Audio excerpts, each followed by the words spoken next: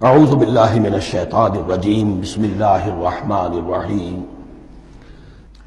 اب یہاں سے شروع ہو رہا ہے 5ویں رکوع سے مسلسل 10 رکوع، مسلسل خطاب ہے بنی اسرائیل سے۔ البتہ ان میں ایک تقسیم ہے، پہلے رکوع میں دعوت ہے۔ دعوت جب ہوتی ہے تو آمادہ کرنا، تشویق، ترغیب، دل جوئی، نرمی، یہ دعوت کے اجزاء لا ينفک ہے، اس کے بغیر دعوت مؤثر نہیں ہوتی۔ لہذا ان 7 آیات میں یہ یوں سمجھیے کہ ان 10 رکوعوں کے لیے یہ بمنزلہ فاتحہ ہے۔ جیسے سورہ فاتحہ 7 آیتوں کی، ایسے ہی اس دعوت سابقہ امت مسلمہ کو دعوت دی جا رہی ہے۔ تو کس طرح دی جا رہی ہے؟ یہ کون تھے؟ یہ بھی مسلمان ہی تو تھے نا، کافر تو ہو گئے حضور کا انکار کر کے، ورنہ وہ موسیٰ کے ماننے والے، شریعت ان کے پاس، بڑے بڑے علماء ان میں، علم کا چرچا ان میں، سب کچھ تھا، ان کو دعوت دی جا رہی ہے۔ لیکن میں اس لیے آپ کو چاہتا ہوں، اس کو توجہ دلا رہا ہوں، آج اگر مسلمانوں میں جو غافل ہو گئے، اپنی حقیقت کو بھول گئے، اپنے فرض منصبی سے غافل ہو گئے، دنیا کے اور قوموں کی طرح کی ایک قوم بن کر رہ گئے، اگر کوئی ایک داعی گروہ کھڑا ہو، کوئی جماعت، کوئی فرد، اور اس سے جماعت بنے، تو ظاہر بات ہے سب سے پہلے اسے اسی امت کو دعوت دینی ہوگی، اس لیے کہ دنیا تو اسلام کو پہچانے گی اس امت کے حوالے سے۔ فزیشین ہیل تھائی سیلف، پہلے یہ تو ٹھیک ہو، یہ کہیں پر صحیح اسلام کا نمونہ پیش کرے تو دنیا کو دعوت دے سکو گے، آؤ دیکھو یہ ہے اسلام۔ اس لیے ان کو جو دعوت دینے کا اسلوب ہونا چاہیے وہ عکس ہوگا اس اسلوب کا جو ان 7 آیات میں ہمارے سامنے آ رہا ہے۔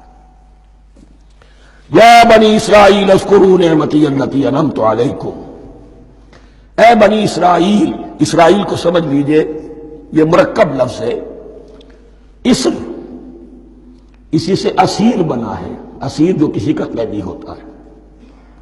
ایل عبرانی میں اللہ کے لیے ہے، اور اسرائیل کا ترجمہ ہے عبداللہ، اللہ کا غلام، اللہ کے ساتھ بندھا ہوا اس کی اطاعت کے قلاتے کے اندر۔ تو یہ اسرائیل، یہ لقب ہے حضرت یعقوب علیہ السلام کا۔ ان کے 12 بیٹے تھے، 12 بیٹوں سے جو نسل چلی وہ بنی اسرائیل ہے، انہی میں حضرت موسیٰ کی بعثت ہوئی اور تورات انہیں دی گئی، پھر یہ ایک بہت بڑی امت بنے۔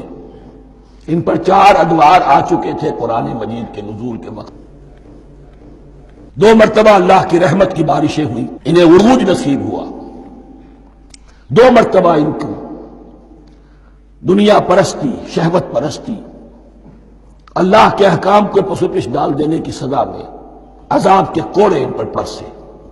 اس کا ذکر آئے گا سورہ بنی اسرائیل کے پہلے رکوع میں۔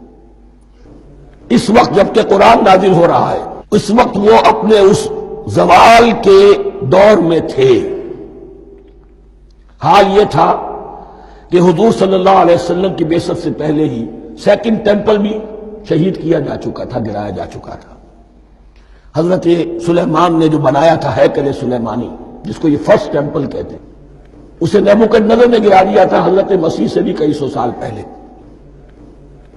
لیکن اس کے بعد پھر یہ رومنز نے سن 70 عیسوی میں حضور کی ولادت سے 500 برس پہلے ان کا یہ یروشلم تباہ و برباد ہوا، اس میں لوگوں کو قتل کیا گیا، قتل عام ہوا، اور 2nd ٹیمپل جو ہے وہ بھی گرا دیا گیا، جو اب تک گرا پڑا ہوا ہے۔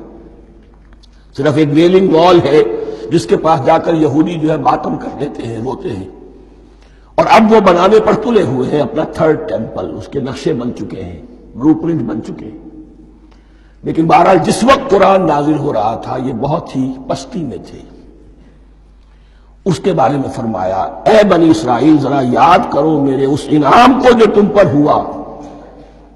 وہ انعام کیا ہے؟ میں نے تمہیں اپنی کتاب دی، نبوت سے سرفراز فرمایا، اپنی شریعت تمہیں عطا فرمائی، تمہیں داؤد، تمہارے اندر داؤد اور سلیمان جیسے بادشاہ اٹھائے، جو بادشاہ بھی تھے، نبی بھی تھے۔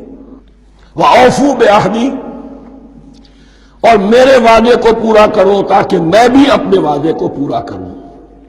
یہ وعدہ ہے جو کتاب استثناء جو ہے اولڈ ٹیسٹمنٹ کی ڈیوٹرانومی، اس کے 18ویں باب کی آیت نمبر 18-19 میں ہے۔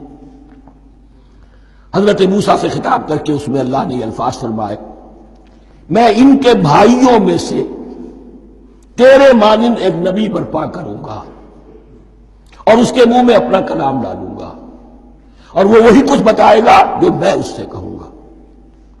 یہ گویا کہ حضرت موسیٰ علیہ السلام کی امت کو بتایا جا رہا تھا کہ نبی آخر الزماں آئیں گے اور تمہیں انہیں قبول کرنا ہے۔ قرآن مجید میں اس کا بڑا تفصیلی ذکر سورہ اعراف میں آئے گا انشاءاللہ، لیکن یہاں فرمایا اوفوا بعہدی اوف بعہدکم، تم میرا عہد پیرا پورا کرو، میرے اس نبی کو تسلیم کرو، اس پر ایمان لاؤ، اس پر کی صدا پر لبیک کہو، تو میں تمہیں میرے انعام و اکرام اور بڑھتے چلے جائیں گے۔ وَإِيَّايَ فَارْهَبُونِ، اور صرف مجھ سے ڈرو۔ وَآمِنُوا بِمَا أَنزَلْتُ مُصَدِّقًا لِمَا مَعَكُمْ، اور ایمان لاؤ اس پر جو میں نے نازل کیا ہے، جو تمہارے پاس جو تورات ہے اس کی تصدیق کرتے ہوئے آیا ہے۔ اس کے دو معنی ہے، ایک تو قرآن تصدیق کرتا ہے تورات کی اور انجیل کی، فیہا ھدی ونور، فیہ ھدی ونور، اور دوسرے یہ کہ قرآن اور محمد صلی اللہ علیہ وسلم ان پیشین گوئیوں کے مصداق بن کر آئے ہیں جو تورات میں تھی، ورنہ وہ پیشین گوئیاں جھوٹی ثابت ہوتی۔ ان کے مصداق کون ہے؟ قرآن اور محمد صلی اللہ علیہ وسلم، یہ دونوں معنی اس کے ہیں۔ وَآمِنُوا بِمَا أَنزَلْتُ مُصَدِّقًا لِمَا مَعَكُمْ وَلَا تَكُونُوا أَوَّلَ كَافِرٍ بِهِ، اور دیکھو تم ہی سب سے پہلے ان کا کفر کرنے والے نہ بن جاؤ۔ تمہیں تو سب کچھ معلوم تھا، تم تو منتظر تھے، تم تو آخری نبی کے انتظار میں تھے اور ان کے حوالے سے دعائیں کیا کرتے تھے کہ اللہ اس نبی آخری زمان کے واسطے سے ہماری مدد فرما اور کافروں کے مقابلے میں ہمیں فتح عطا فرما۔ یہ آئے گا آگے چل کر اسی سورۃ بقرہ کے اندر۔ لیکن اب تم ہی سب سے بڑھ کر کافر ہو گئے، تم ہی سب سے بڑھ کر دشمن ہو گئے۔ وَلَا تَكُونُوا أَوَّلَ كَافِرٍ بِهِ وَلَا تَشْتَرُوا بِآيَاتِي ثَمَنًا قَلِيلًا، اور دیکھو میری ان آیات کے عوض حقیر سی قیمت قبول نہ کرو۔ یہ آیات الہیہ ہیں، ان کو رد کر رہے ہو کس لیے؟ ہماری مسندیں، ہماری حیثیت،